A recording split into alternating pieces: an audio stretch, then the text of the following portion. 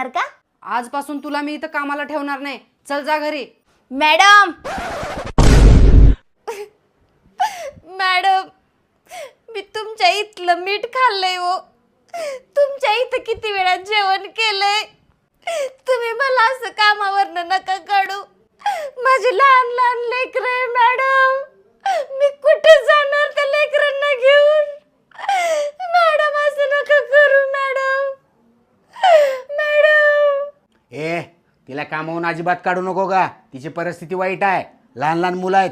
ए शांता, तू रोज कामाला ये का? मी आहे, बघू तुला कोण कामावून काढताय. येतो कामाला. काय म्हटलं त्या मॅडम, मला कामावरून काढणार का? आली मोठी. शांता, साहेब